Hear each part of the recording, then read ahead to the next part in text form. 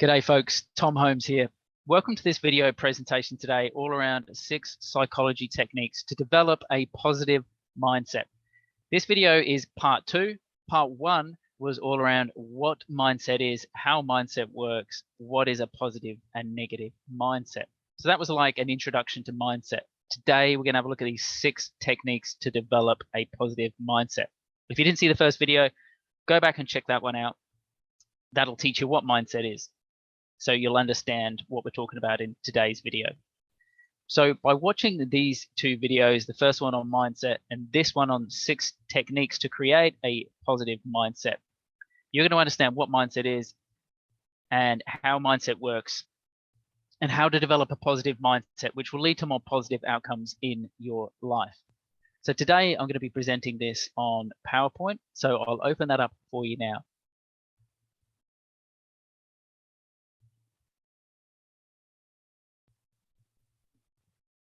There we go. So here we go. Part 2, 6 psychology techniques to develop a positive mindset.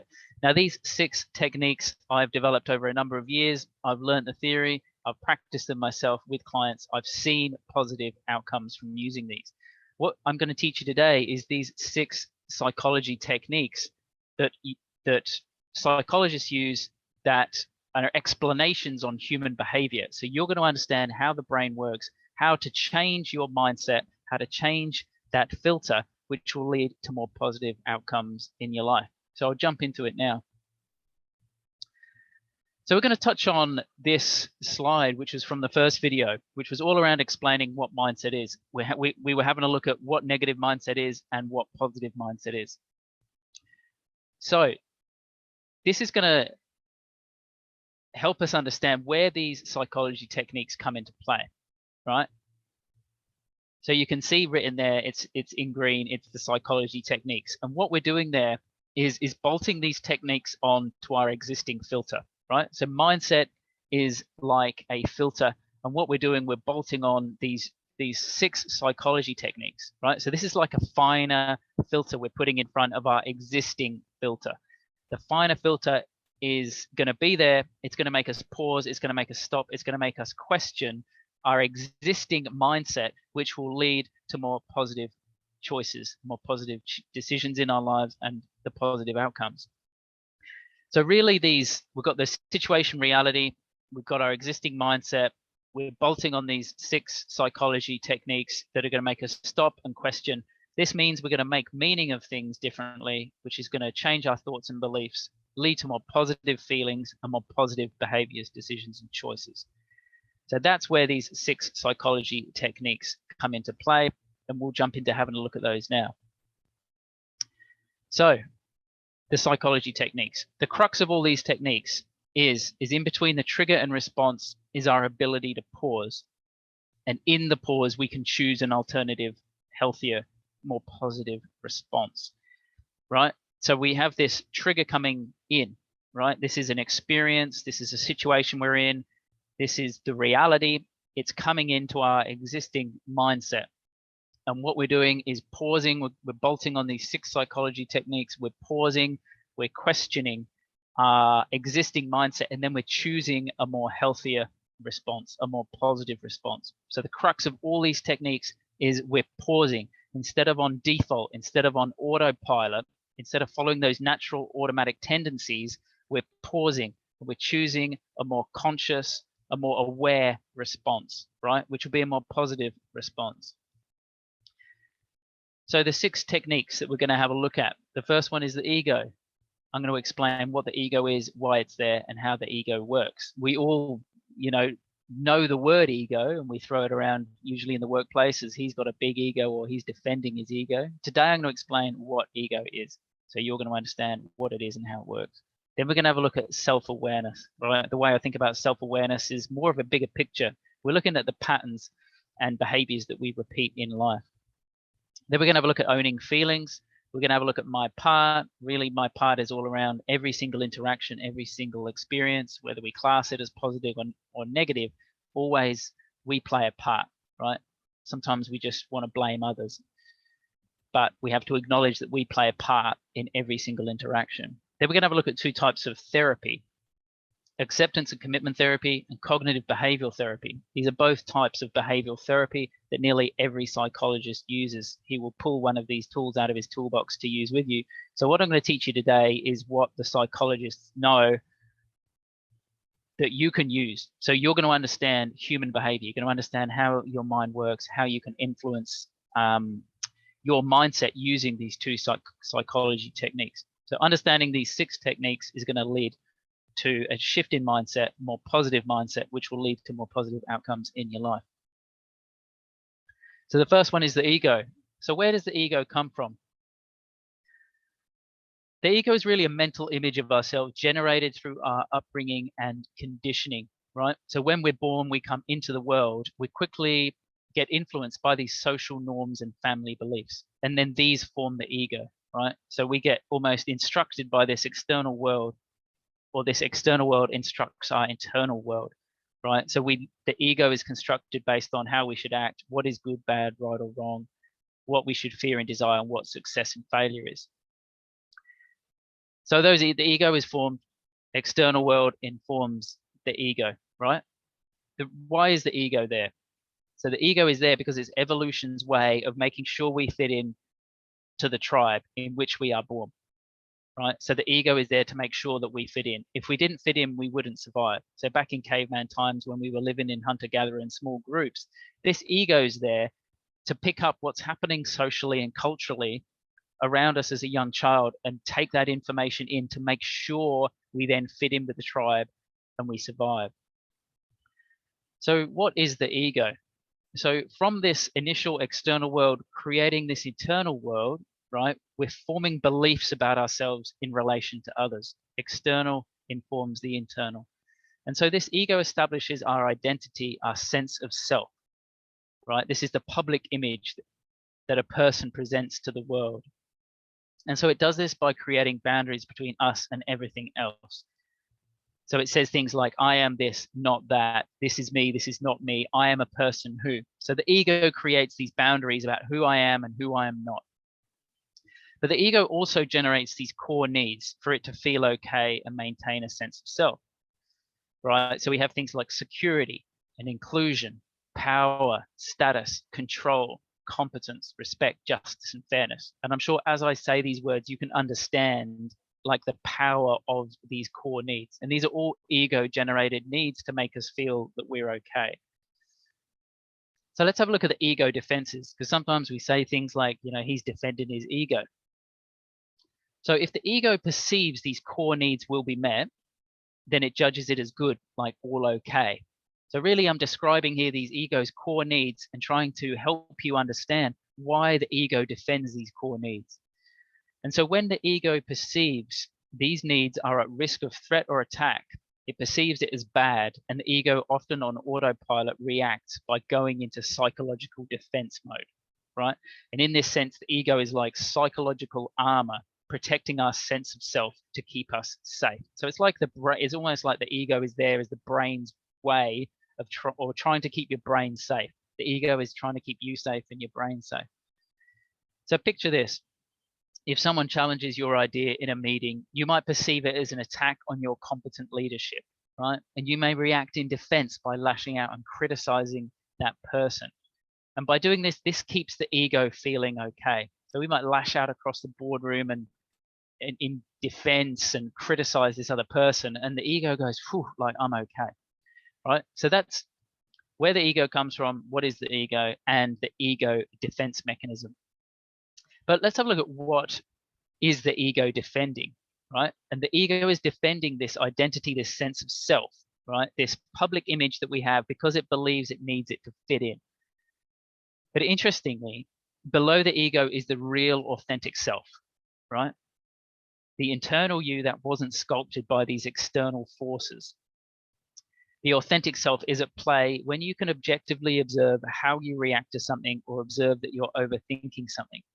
So when you notice that you're overthinking something, there's you that is noticing that you're overthinking, right? And that's your ego usually overthinking things about one of those needs. And so there's you there noticing your ego. And so that you here is actually the authentic self.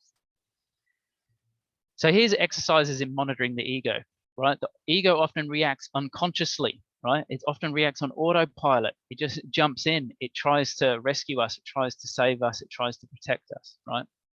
You might not even be aware that your ego is fearful one of your core needs will not be met.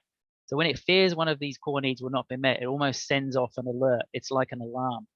So we've got to notice when your ego fears things, recognize these things. We all have them. Things like not being safe, not being included, losing status, being out of control, being seen as incompetent, or not being treated fairly. Like we all feel those things, but they're actually these ego needs. It's not necessarily our authentic self. So we've got to ask, is this me, my authentic self reacting, or my ego? Does the response match the situation I'm in? And is my response going to make me feel okay at the expense of others? Because often when we unconsciously react from the ego on default, these automatic tendencies, right, we're not really aware that we're actually making people either feel worse to make us feel better. So that's usually what the ego does, make others feel worse to make us feel better. We're trying to elevate ourselves, protect ourselves. And by doing that, we criticize or we judge others and we put them down. So we have to notice when we're actually doing that and being aware of that. The ego the ego as well uses these common defenses such as denial, intellectualization, and projection, right, as defense mechanisms.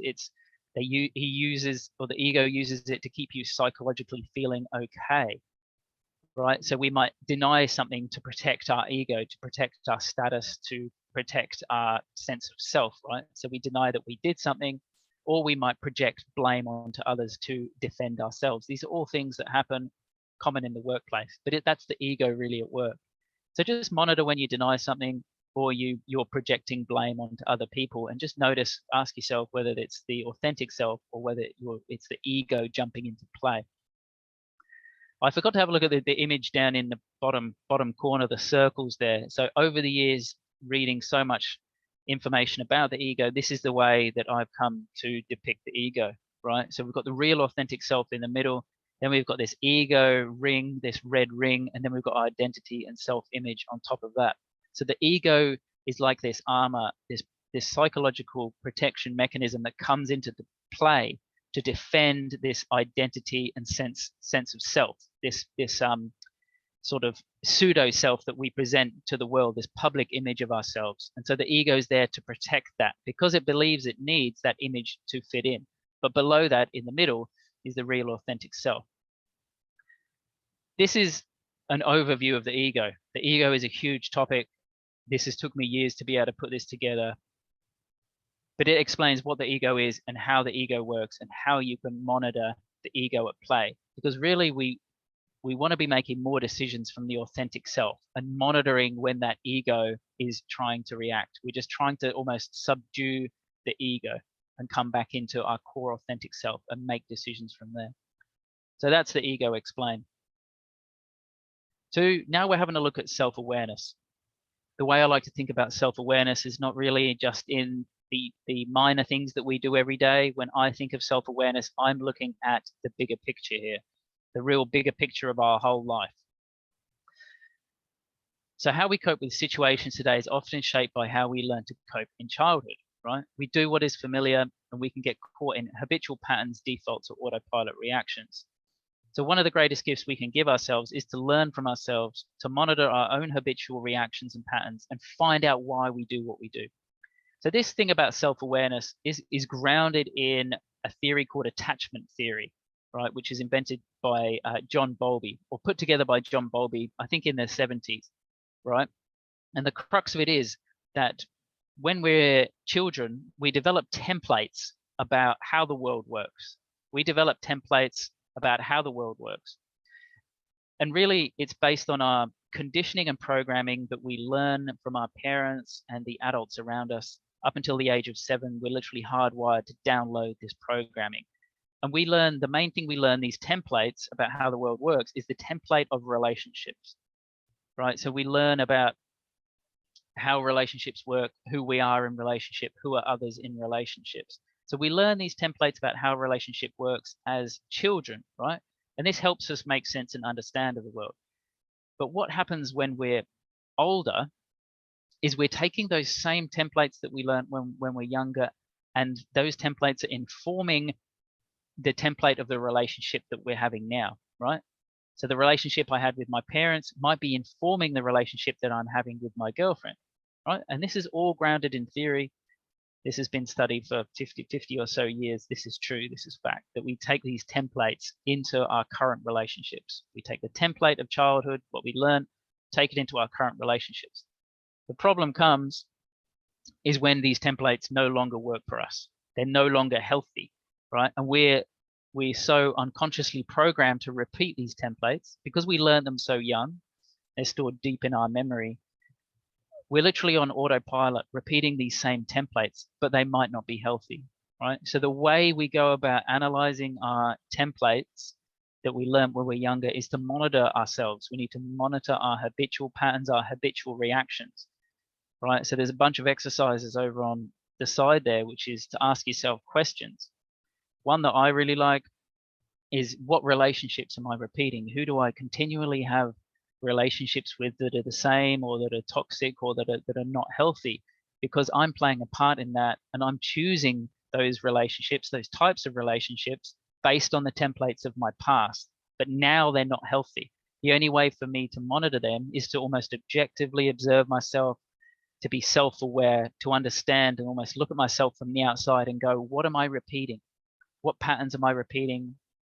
What are my habitual reactions and ways of coping and dealing with the world?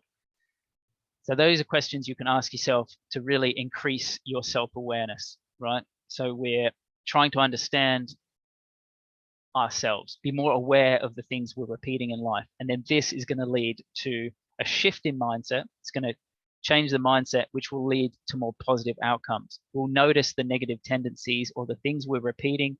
We'll be able to put that finer filter on. We'll be able to question that existing mindset, the thing that we're going to repeat, and go, hold on a minute, I've repeated the same thing with my girlfriend a bunch of times. This isn't healthy for me, and I need to make more positive choices.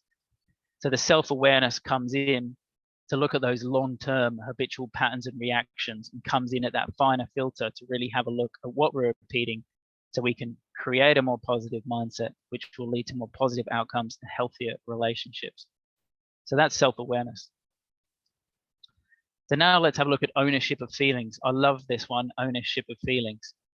So we think what we are feeling on a moment by moment basis is down to someone else, right? We nearly all think this. We think that you made me angry, you did it to me. And we point the finger, believing other people are the cause of our own unhappiness, right? But the truth is, nobody is doing it to you, right? Nobody's doing it to you. It's not like someone comes over and injects you with anger, right? So no one can make you angry. No one comes over and gets a injection and pumps you full of anger, right? It's not them, it's you. Like, you are actually doing it to you, right? Which is an enlightening thing to think about, right? So you are the source of all your reactions or behaviors, right? So this is all based on how we interpret the world. So this is our mindset coming in here, right? Our old mindset, the information's coming in, right? And we're seeking to blame others. But the thing is, we are the source of all those reactions and behaviors based on how our mindset is interpreting things, right? So we can't blame others. We can't point the finger and say, you did it to me, because what we're thinking and feeling is all based on our mindset. So by knowing this, you move from victim to ownership, right? So instead of blaming others, you own that how you feel, how you think on a moment by moment basis is actually all down to you, right? No one makes you angry. Someone might do something, you have a reaction to it based on your mindset, but no one makes you feel a certain way. It's all how you interpret it. It's all your thinking and feeling that generates what you feel on a moment by moment basis. It's all how you interpret it. So there's an exercise on the side there. So ask yourself some questions. Am I pointing the finger? Am I blaming someone? And ask, why do I feel what I feel? Like, is it me that's angry? Do I really feel they've made me angry? Or am I angry because of something that I have done or not done? Now, these are questions we can ask ourselves to take ownership of what we're feeling on a moment by moment basis. And this is going to shift our mindset to owning our feelings and thoughts that we're having. Right? Instead of blaming others and being negative and judgmental of others, We're going to own our feelings, right? We're going to listen to what our feelings are telling us, and then we can make more positive choices, more positive decisions. So that's ownership of feelings. Here we're having a look at my part, right? I love this one too, because most of the time we go through life thinking it's their fault. They should have done that, or they ought to know better, right? But for every situation in life, there is always our part we have played. So I love this one because it was huge for me. Because I realized, whenever we have an argument with someone, whenever we have a disagreement, if we haven't talked to someone for years, quite often we're blaming them. They did something to us, or they should have done this, or they ought to know this, right? But in that situation, we played a part, right? It's not really like 100% them and 0 me. Like I've played a part in that interaction.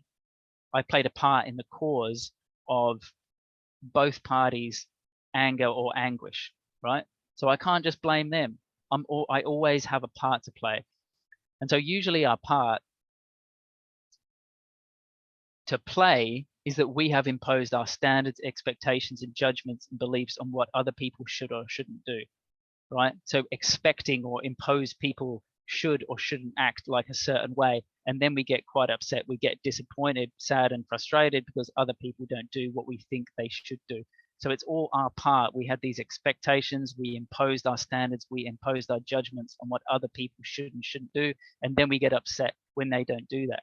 So by realizing that we have a part to play in every single interaction, we're not really complaining. We're not really looking at things negatively. We're not judging others. We're actually owning that we have a part to play, right? And so we're shifting that mindset. The cogs are turning. We're like, what have I done? What was my part? So we can ask these questions of ourselves now. We're putting this finer filter on again. We're asking ourselves these questions about what part did I play?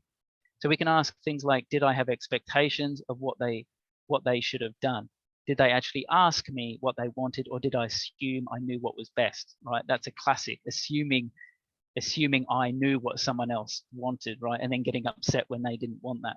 So these are all questions with this finer filter, right? We're asking ourselves these questions to check in, right, with how our mindset is operating, our existing mindset. And we're asking ourselves these questions instead of blaming others, being negative, looking to judge others. We're actually owning that. We're owning our part. What part did I play? How can I change the thought about the part I played, right? And shift that mindset. So we're shifting using that finer filter, that questioning, and that's going to lead to more positive decisions, the more positive mindset. So that's my part. Now we're going to have a look at acceptance and commitment therapy.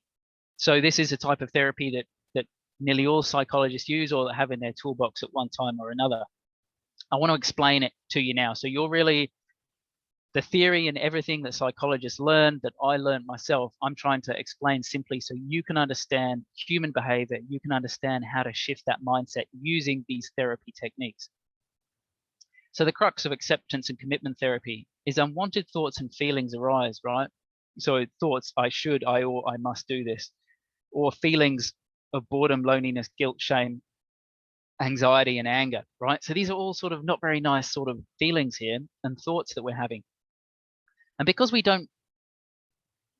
sometimes we don't want those feelings to be there, they're just not very nice, are we? So we can lead to the second one there, we can lead to experiential avoidance, right? So we try and avoid, we're trying to suppress, we're trying to escape from these unwanted thoughts or feelings. So we want the thoughts and feelings to go away, right? And we can do this with numbing, with drinking, with watching TV, junk food, Netflix, big series on Netflix, because we're almost just trying to numb, right? We say that word, we're numbing, we're just trying to space out, zone out, have a few beers and get rid of all those feelings. But that's actually called something. And so that's called experiential avoidance. So the thoughts and feelings come up, I don't want them to be there, and I do whatever I need to do to try and numb them, to try and push them down. The other thing that can happen in acceptance and commitment therapy is that we get fused with these thoughts, right? And so thoughts actually dominate our behavior. So overthinking takes up energy. We let thoughts run our life, and we get hooked and carried off, right? We get caught up in all our thoughts, and we think that it's like that thoughts are controlling us, right? The thoughts that we're having up here are controlling our feelings and behavior. It's like we're not in control of them, and we get fused, and these thoughts just carry us away.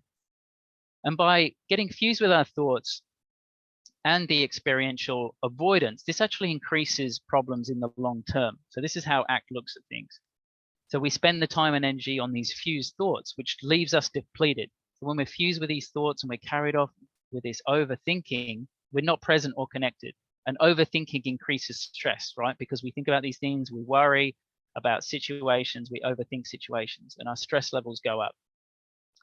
And experiential avoidance actually leads to avoiding things like socializing. It can lead to weight gain and addictions, right? So it's like that the experiential avoidance is the quick fix, right? We want the quick fix, we want the quick sort of solution to our problem, but it actually increases problems long term.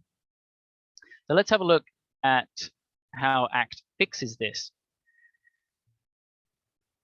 So the way that ACT looks at this is all around acceptance. So instead of actually suppressing the thoughts, instead of getting caught up in the thoughts, instead of trying to suppress, avoid, and numb all those feelings, ACT actually looks at a process called acceptance. So when these unwanted thoughts and feelings arise, we're not trying to push them down, right? So we're looking for a willingness. We're stepping in to accepting the thoughts and feelings are there and to actually experience them, to listen to our thoughts and feelings. So we're almost stepping towards instead of trying to numb and push down.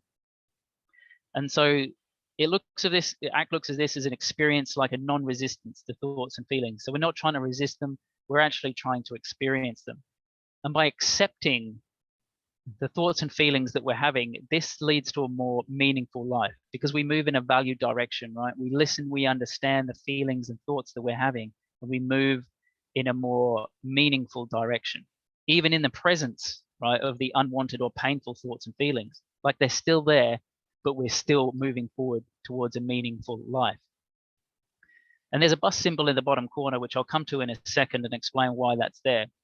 Now, before we get to CBT, I want to have a little look at the difference between ACT and CBT, right? So both ACT and CBT agree that thoughts generate feelings which drive behavior, right? So thoughts, the thoughts that we have actually generate our feelings which drive behavior, which drive decision-making and choices. But unlike CBT, ACT does not seek to change the thought, it seeks to change our relationship to the thought, right? So we're not changing, we're not editing the thought, we're actually trying to distance ourselves from the thought itself. The thoughts are still there, right? Thoughts are like visitors, they kind of come and go, or both thoughts and feelings are like visitors, they come and go. And we're not trying to change them, right? We're not trying to dispute them, disrupt them. What we're doing is to accept that they're there, but distance ourselves from the thought. So it doesn't have as much power over us, doesn't have as much control over us. Coming to the bus, right? So the best metaphor I can use to explain acceptance and commitment therapy, the whole crux of why acceptance and commitment therapy exists. So picture you're a bus driver, right? And you're driving your bus. And the bus, a driver of a bus has a destination. He's got a goal that he wants to get to. The same as you have a destination, you have goals and dreams and aspirations that you want to achieve in life. The bus driver has the same goals, the same destination that he wants to get to. So he's driving his bus there, and what happens along the route is the thoughts and feelings get on the bus, right? So the passengers are the thoughts and the feelings. He's driving his bus to his destination. The passengers are getting on and off. These thoughts and feelings get on and off the bus, but he's still going to his destination. And sometimes those thoughts can be loud. Sometimes, you know, the passengers can be loud. They can be excited. They might be disruptive. They might try and push him off course, push him off direction. But so these passengers, the metaphor then is the passengers are the thoughts and the feelings, but the bus driver still has his destination. So you still have your destination. You still have your goals you want to achieve in life, right? And thoughts and feelings like get on and off your bus, right? But you're still the driver. So you're still the driver. You still drive the bus to the destination. And the thoughts and feelings are just like passengers, right? They just get on and off the bus, but you're still going where you need to go. So that's the best metaphor to describe the whole of acceptance and commitment therapy. So now let's have a look at a couple of exercises for the cognitive fusion. So when we're attached to thoughts. So attachment to thoughts leads to these rigid rules, right? We have these rigid rules and expectations of self, which can often be self-limiting beliefs, criticisms and judgments of self. And we can think that I am my thoughts, right? I am my thoughts. So this is when I'm believing that, or literally my thoughts control me. And this actually narrows off our options. It's self-limiting. It's often on autopilot, those default settings. It's reactive. So here's an exercise to separate you from your thoughts. So if you picture that thoughts are like going past on clouds, right? So you're actually looking up at your thoughts in the sky, and almost picture your thoughts are written on clouds, right? So your thoughts are actually just drifting past in the sky. So you're trying to actually distance yourself from your thoughts. What you find when you actually do that is you can almost step back and you're observing your thoughts, right? And they have less control, less power over you. Your thoughts aren't controlling you. You're observing your thoughts, deciding what these thoughts mean. Thoughts are really not the truth, right? So you're shifting from literally being in control, thoughts controlling you, to you controlling your thoughts. Sometimes you can shift the reframing of the thought. So instead of just having the thought, you can say, I am having the thought that, right? So we're trying to separate ourselves from thoughts by saying, I am having the thought that. You can also say, thank you, brain, for your thought, right? I like that one of actually saying, you know, thank you, brain, but no, I disagree and I'm not going to do that, but thank you. So here's another one, which is all about attachment to identity, which is all part of cognitive fusion. So the identity is really the story about who we are, right? So this links back to the ego, right? This is our sense of self. The problem is we can get like hooked up. We can think we are our story, right? And we can end up defining ourselves by our role, by our character, by our occupation, which can cause a rigid worldview, right? So I am a professional, like I'm a lawyer, or I'm a project manager, or I'm a senior this, or you know, a partner in a law firm, right? So we can almost get fused with this perceived identity.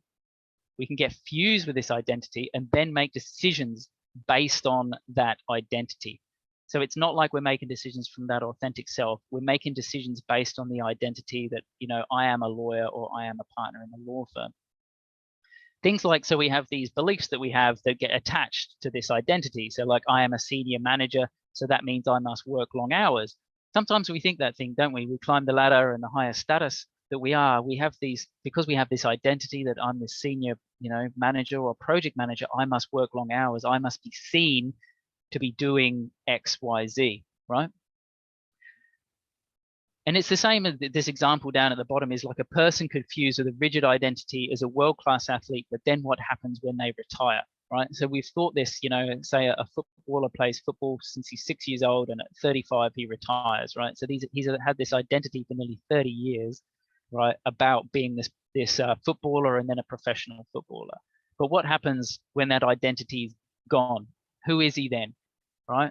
So what this example is trying to do here is to identify that identity we hold about ourselves and who our authentic self is, right below the identity. So the way we can think about that is like a metaphor, right? To picture life is like a stage show, and on that stage are all your thoughts, feelings, memories, stories, and beliefs. And the observer is the part of you that can step back and watch the show, right? So we have all our thoughts, feelings, and stories about ourselves all on stage, right? And picture yourself sitting in the seats and you're on stage and you're literally looking at your life like it's on a film reel. So it's on this stage show. You're just observing your life playing out in front of you.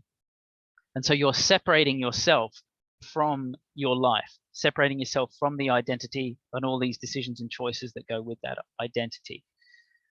And so the goal is to actually break the identity that's caught up with those thoughts. So you're separating yourself from that identity, and you can zoom in on parts of your life by being on stage, or you can zoom back and look at the bigger picture. So there's an example here that we can do down in the bottom corner about separating your authentic self,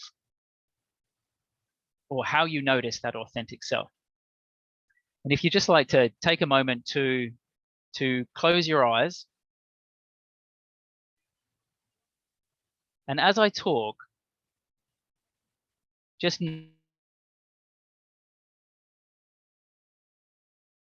hear what I'm saying.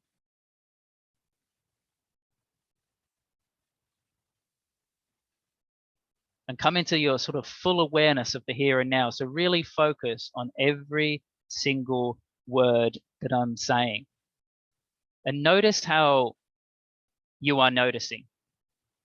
So noticing there's you, and then there's you can sense that you're hearing me speak. So there's you, and there's you hearing the sounds that I'm saying. And it's like, what is that part that does the observing? So what is that part that is observing the sounds that you hear? And that's the authentic self. That's the authentic self. So notice you are noticing the sound coming in your ear, that you can almost focus on that sound. You can train yourself, that's the inner self, the authentic self, to focus on those sounds. So that's a little example there, and you can open your eyes back up now. So that's exercises for cognitive fusion. And all this is going to, we've got that, still got the filter on, we've got the finer filter, we're questioning the thoughts that we're having, we're questioning our identity now, right? We're separating from thoughts, we're separating from identity, and we're shifting that mindset, right? About our thoughts, about who we are. So we're filtering things very differently, right? Which is going to lead to a more positive mindset and positive outcomes. So here's ACT exercises for experiential avoidance. So here, experiential avoidance is, you know, when we got those unwanted thoughts and feelings, they're coming up, they're bubbling up, we don't like them. So what do? We try and numb, right? We're trying to push them down, right? So we grab a beer, we grab a wine, we go gambling, right? We go to the gym, pump iron, and all we're doing is just trying to get rid of those thoughts and feelings, right? But it doesn't lead to a satisfying life, right? So it actually leads to the long-term problems. So even though we go for the quick fix, it doesn't lead to the long-term meaningful life. So that's the experiential avoidance. And here's what you do about it, right? So I'll explain what towards and away moves are. So while I'm reading this, have a little look at this example in the diagram. So here's an example, right? You have these thoughts that come up that make you feel stressed, right? You're in construction, say you have a tender due, but then you're working late at night, you've got dinner to cook, and the kids are going wild, right? You would actually like to feel calm around your kids, and being a good dad is important to you, right? So being a good dad is important to you. So in ACT, we call this a towards move, as this is a move towards who you want to be in life, or towards what you value. But then there are moves that move us away from the person who we want to be, or away from what we value. You don't want to be stressed, so you smash a few glasses of wine.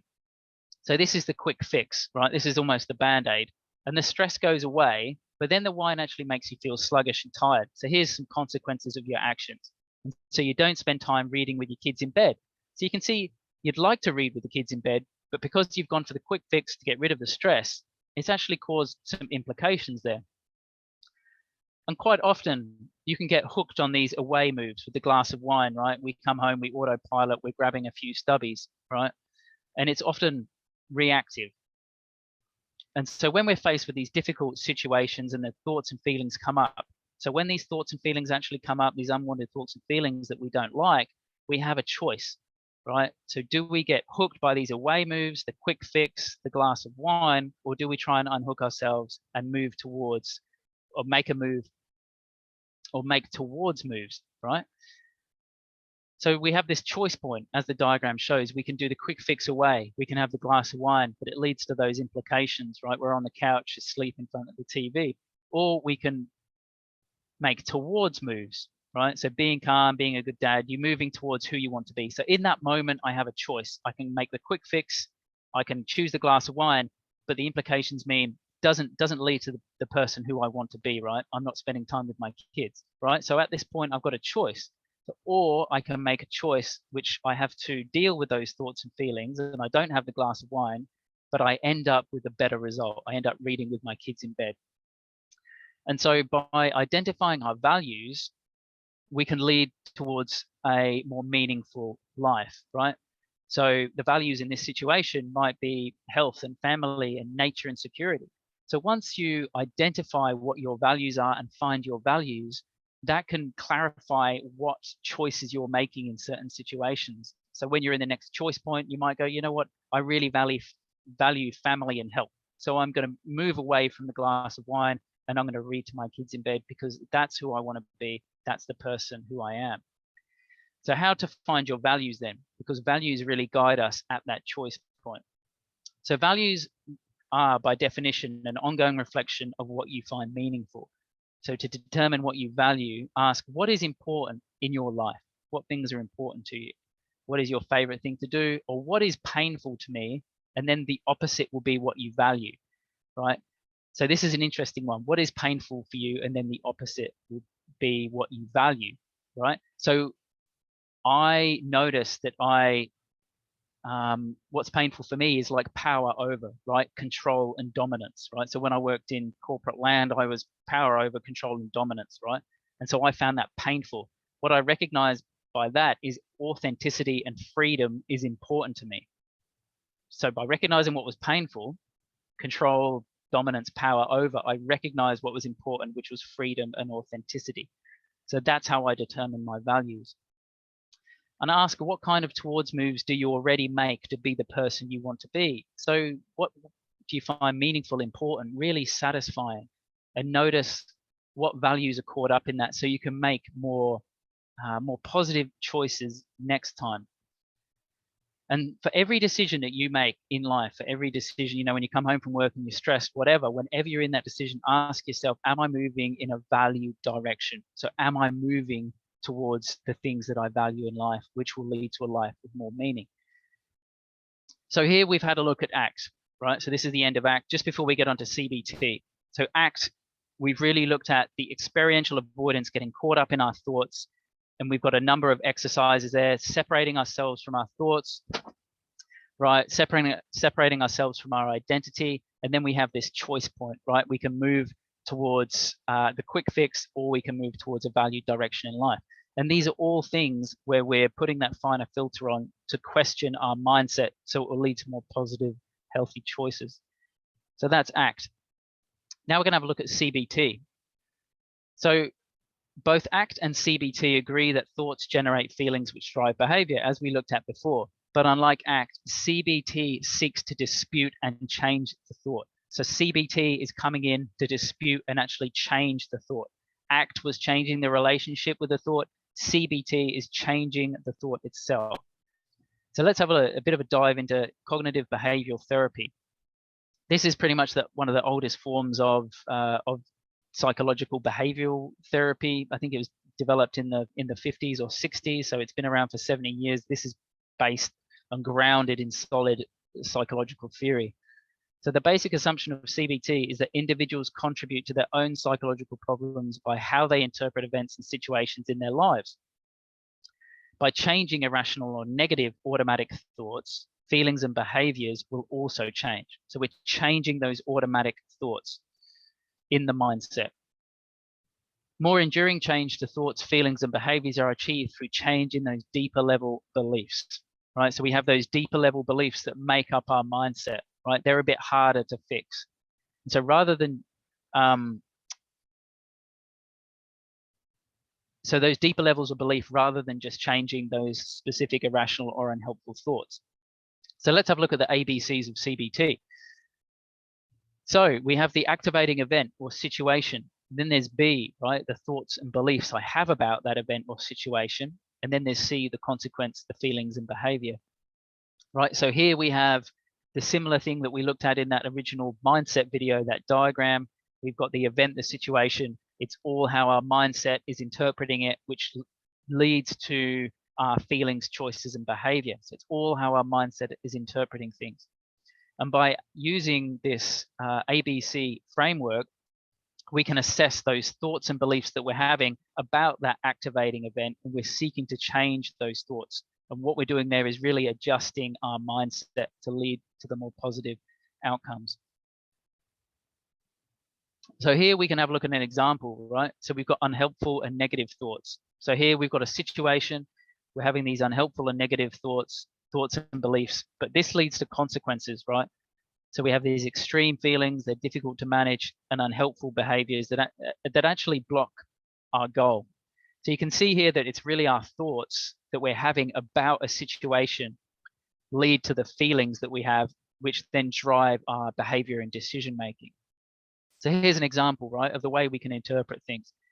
So there's an end of a relationship, and we can have these thoughts, right, that it's all my fault. There must be something wrong with me. I'm not good enough, and I'll never find anyone, right? Which leads to feelings of being depressed and withdrawn, right? And then behaviors is flat and inactive, right? So because I've had these thoughts, that's led to these feelings, which have led to these behaviors. So that's an example of unhelpful and negative thoughts and thinking. So here's how CBT looks at more helpful, positive thoughts and thinking, right? So it's the same situation, right? We've got the situation, we're having a look at more helpful, positive thoughts and belief. And the consequence is we have these more appropriate feelings, right? They're easier for us to manage, and it facilitates movement towards our goals. So let's have a look at the example again. Same situation, the same reality, the end of relationship. But notice here at B, how the person has looked at it completely differently, right? He's got that finer filter on, right? He's questioned his existing mindset. He's questioned his reality, and he's thinking about things completely differently. So here he's saying we both contributed to the end of the relationship, and just because the relationship didn't work out, it doesn't mean there is anything wrong with me. So he's looked at things completely differently, much more rationally, right? He hasn't jumped into that negative thinking, the autopilot, reactive, if there's something wrong with me. He's questioned his thoughts and he's gone, well, they're not really based in reality. So he's shifted his mindset. And so coming to see, he's disappointed and he's sad. So he has those feelings there, but he still remains socially engaged and active, right? So his behaviors are much more healthy, much more positive, just by changing that thought that he's having. So by changing that thought, it's led to more healthy decisions, more healthy behaviors. So he's adjusted his mindset. So let's have a look at how CBT goes about changing the thoughts, right? So the goal of CBT is to identify the thought you're having and then challenge and change the thought, right? And by changing irrational or negative automatic thoughts to more rational thoughts, more positive feelings and behaviors will occur, right? So we're trying to change, to disrupt that thought. We're trying to literally insert another thought into your mind, right? So you're the same reality, all reality is neutral, but you're having a very different thought. You're making very different meaning about the event that happened and the thoughts about it, the beliefs you're having, right? Which is going to lead to much more healthy behaviors and choices. So here's questions, right? We've got the finer filter on. We're questioning, right? We're challenging ourselves and we're challenging those existing thoughts based on our existing mindset. So here we've got this reality testing, right? So is the thought that I'm having based in reality? Things like that. So we're questioning our own thoughts. We're having a look at factual or evidence. So where is the evidence for the thought that I'm having? Or logic. So where is the logic that Y must follow X? Practically, how does it help you to hold on to this belief you're having about yourself? So we're looking at what's the benefit of having that belief or having that thought. And then there's consequences, right? So what is the consequences of believing this thought, right? I might hold on to something so tightly, this thought I have about who I am or the way the world works, but what is the benefit? Is it actually causing me more long-term pain? And then a bit more on the history, right? Is this how you always thought about things? Or I like this one, others. So might other people have different interpretations of this same situation, right? So we all interpret reality so differently. So by getting an expert perspective or someone who you trust to ask them, are they interpreting something the same way? We can almost compare the way that one person is interpreting something with how another person is interpreting something to see whether what we're seeing, what we're thinking is based in reality. So all these ways CBT looks to question, to disrupt, to challenge that thought, to insert a new thought in our mindset, which means that we make very different meaning of the situation, and then that leads to more positive, healthy choices. So that's CBT. So now we're at the end of our presentation there. Let's have a quick summary of the techniques that we've learned today. But before we start, the mindset is the filter, right? It's the existing filter. And what these 6 psychology techniques do, they act as a finer filter. We're questioning, we're stopping, and we're pausing and questioning our existing mindset. And that is how we change our mindset, right? And when we start to change our mindset and we have some of those positive behaviors, the outcome of those behaviors are healthier, which will reinforce the changed mindset. And over time, by thinking differently, by questioning, and then the behaviors being healthy will reinforce that the next time you do something and you repeat something, you're going to look for more healthy choices, right? So over time, you're going to slowly change to a much more positive mindset. So what did we learn today? These 6 things. Well, we had a look at the ego. Remember the ego. And so the ego often reacts unconsciously on autopilot when it is fearful one of your core needs will not be met, right? Those core needs: safety, security, control, power, status, right? So monitor when your ego is in defense of one of those core needs. Have a look at the self-awareness, right? This was about the templates of childhood that we bring into our adult life. And the only way we can know if we're repeating those templates that could be unhealthy for us is to look at what patterns am I repeating. 3 is the ownership of feelings. So no one can make you angry. No one comes over and injects you with anger. You are actually doing it to you. It's all how you are choosing to interpret it through your mindset. So 4 is my part. So for every situation, for every argument, for every breakup, for every disagreement, ask what part have I played? Often you'll find that there's expectations and judgments that we've put on the other person. Then we get upset when they don't meet those expectations. Then we had a look at ACT, right? ACT and CBT, these techniques that psychologists use. So ACT is, remember the driving the bus, right? So we're going to our destination. The thoughts and feelings of the passengers getting on the bus, but we're still going to our destination. Change relationships with thoughts. We're looking to distance ourselves from the thoughts so they don't have power over us. Think back to the clouds in the sky, right? That you're here looking at the thoughts just passing you by on clouds. And separate, you're looking to separate yourself from your identity, right? So you're think back to looking at the stage show. So your life is on stage, you're sitting in the seat, actually examining your life, able to make better decisions about the choices you want to make, separating your authentic self from your identity so you can make more decisions from that authentic self. Notice when you are numbing and avoiding experiences, right? Notice when you're going for the quick fix, the band-aids, the couple of beers, the bottle of wine, right? And you're trying to suppress. And in that moment, you have a choice. There's the choice point that you can move to that quick fix, or you can move towards values in accordance with your values, which leads to a more meaningful life. Both those really all around the thoughts, the cognitive fusion, and around the experiential avoidance are all around acceptance of the thoughts and feelings that we're experiencing and not trying to push them away.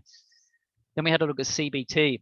So CBT is about changing the thought. So we're inserting a new thought and your feelings and behavior will change. So I'm just going to stop sharing now. So thank you for joining me today. I hope you got a lot out of this video. So this was the 6 psychology techniques for how to create a positive mindset. So I think you'll agree that things have shifted. You'll have started to get the cogs turning and the juices flowing about how mindset influences the way we interpret the world, how we can put that finer filter on with these 6 psychology techniques to adjust that mindset, which will lead to more positive and healthy outcomes in your life. So thanks for joining me today, and I'll see you next time.